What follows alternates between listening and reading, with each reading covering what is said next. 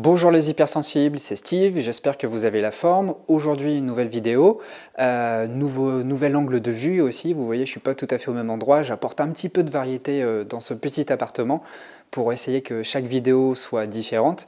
Alors aujourd'hui, je réagis un petit peu par rapport aux commentaires que je reçois et qui sont assez nombreux. C'est pas sur les vidéos les plus récentes, c'est sur d'anciennes vidéos, notamment sur le lien entre les hypersensibles et la faculté d'être en relation avec un autre. Je vois qu'il y a beaucoup de commentaires qui sont vraiment orientés sur la victimisation et je réagis par rapport à ça parce que vous avez une compétence. Vous avez une compétence, celle d'être hypersensible, et cette hypersensibilité, à mon sens, c'est une force. Et c'est pas un fardeau, c'est pas un boulet que vous traînez. Effectivement, si vous le voyez comme un boulet, ça va devenir très pesant. Vous allez sentir énormément de lourdeur, vous allez sentir beaucoup de difficultés dans vos relations, dans votre vie au quotidien. Vous allez peut-être sentir que les choses sont pas fluides, que le monde vous tombe sur la tête, que tout vous pèse. Mais en fait, si vous réussissez à faire cet exercice et à voir que vous avez quelque chose d'exceptionnel, quelque chose de très singulier, vous avez une belle originalité, vous avez une sensibilité qui est rare et qui peut être vraiment mis à votre service. Je vous demande simplement de changer de lunettes. Par cela, je parle de changer de regard sur les choses. Essayez de voir en quoi ce trait si particulier, si humain, est bénéfique pour vous. Vous êtes tout simplement une personne humaine, vous êtes plus sensible que la norme. Ok, so what? Qu'est-ce qui se passe? Est-ce qu'on va forcément devenir des victimes? Mais pas du tout.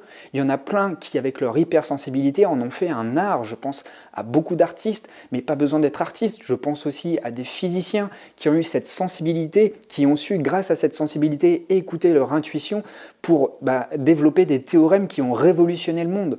Donc, essayez de voir les choses positives. Essayez de comprendre que cette hypersensibilité peut jouer en votre faveur si vous savez l'utiliser de manière à ce que ça aille dans votre sens. Vous êtes hypersensible. Mal géré, effectivement, ça peut faire que l'énergie circule mal en vous et peut se manifester d'une manière très compliquée à gérer autour de vous. Ok, d'accord. Quand je vois qu'il y a pas mal de personnes qui me disent que c'est tous les jours une grande souffrance, je peux le comprendre aussi, mais ce qui va changer les choses dans votre vie, c'est pas le monde extérieur. On me parle aussi que, hélas, le monde n'est pas adapté à notre hypersensibilité. Mais il ne faut pas déconner non plus, on n'est pas des handicapés. Il y a bien des personnes qui souffrent beaucoup plus que nous. Ce que je dis par là, c'est que vous avez une particularité que vous pouvez tourner à votre avantage. C'est tellement un avantage sur le plan professionnel. Vous êtes des personnes créatives, vous êtes des personnes qui avaient besoin de variété, de mouvement. Vous êtes des personnes qui, sur le plan relationnel, êtes complètement authentiques.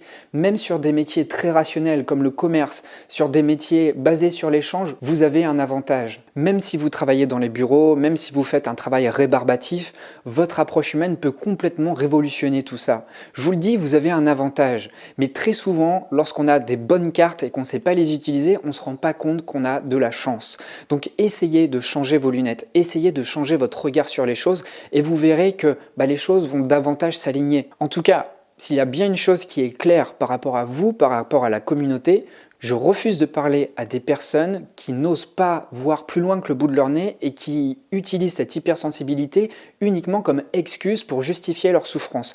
On a le droit de souffrir, ça je suis ok avec ça. On a le droit de vivre des périodes difficiles, on a le droit de ramer par moments, on a le droit de ne pas avoir de résultats positifs dans sa vie. Il n'y a aucun souci pour ça, je suis passé par là. J'en ai bavé aussi, j'ai une maladie chronique, j'ai eu des épisodes dans ma vie qui n'ont franchement pas été simples.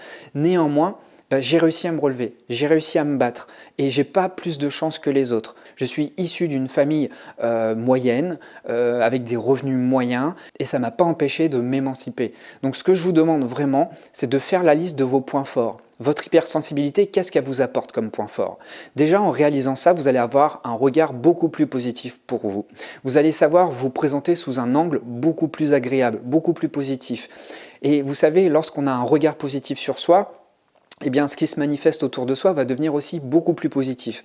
Vous le savez peut-être, vous l'avez peut-être expérimenté dans votre quotidien, les jours où vous êtes en bad, les jours où vous vous sentez mal, eh bien, toutes les manifestations autour de vous sont négatives. Parce que vous vibrez une énergie négative.